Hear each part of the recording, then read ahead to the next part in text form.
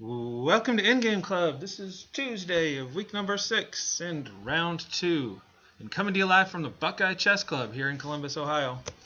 Uh, let's see who I am up against. Frentz versus Rotor. Match C Rotor W230, and Frentz has got black. So cross your fingers.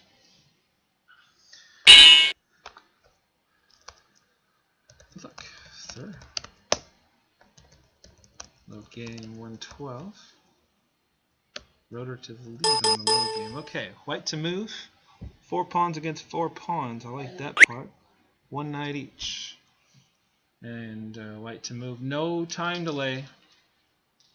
These are very challenging situations. So let's take a look here. Okay, left to right on my screen as black, I got a H3 G2. That's 2 connected versus H7. Got the F7 E3. Then we got B2 versus B7 A7. Now, I'm not like a rocket scientist, but it seems to me that a B7 A7 pawn versus a B2 pawn, that's a pass pawn for me. That's a pass pawn just waiting for me to go over there and make it a pass pawn. So, another question you might ask yourself is, which pawn is actually closer to becoming a queen?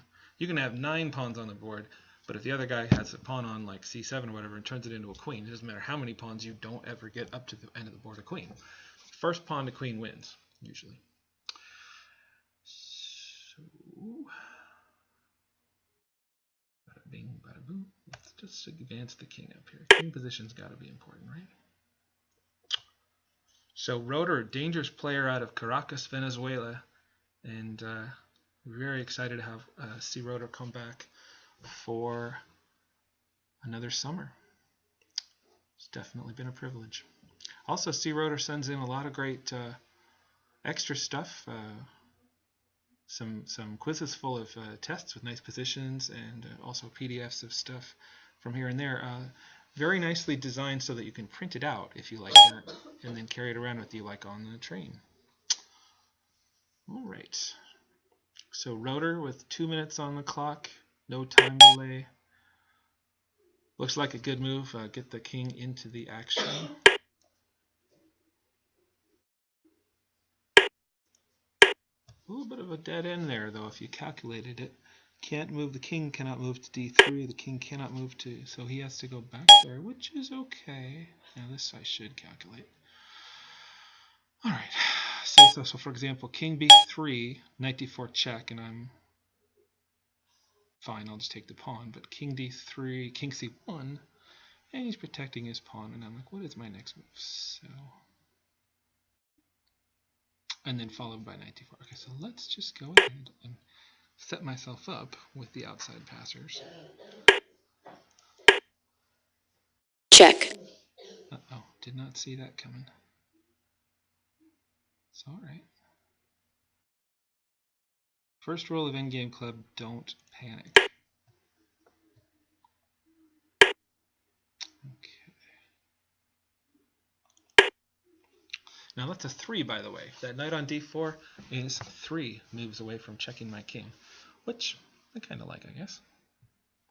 King c6, knight c6, so there's no fork. Otherwise, there is a fork on the board. Knight c6 takes one of these pawns off the board, and I don't want that, so I'm going to watch my king position here. And very tricky stuff.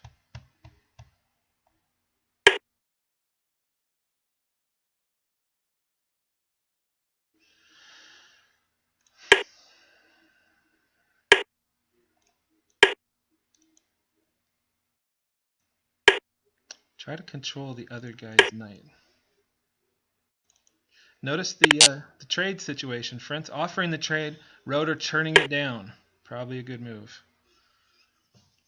With the 2 outside passers, it's not just the number of pawns on the board, it is the pawn that queens first is the winner. Check. What? Okay, I gotta take that.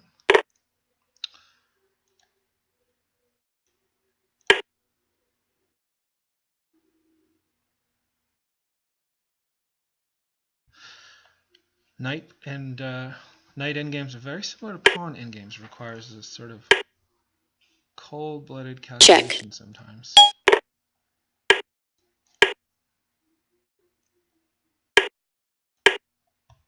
Got to be fast and you got to be right. That is, fast getting your knight over there. Check. So knight h7 is ready to play.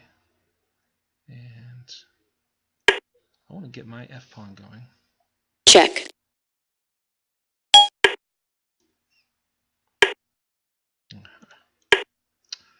Who's in charge now?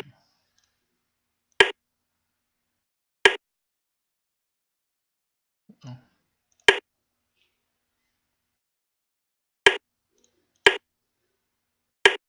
Time.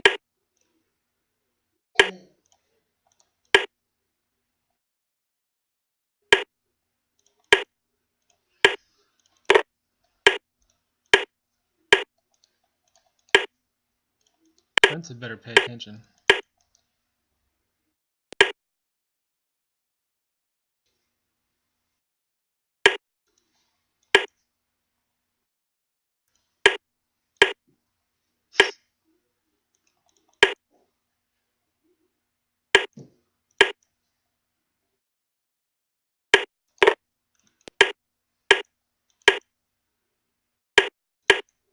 Check.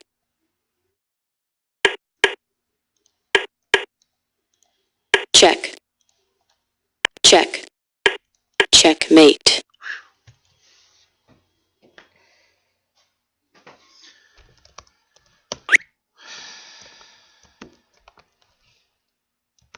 So, and that is C rotor with the white pieces. C rotor, France 0-1. And that is par.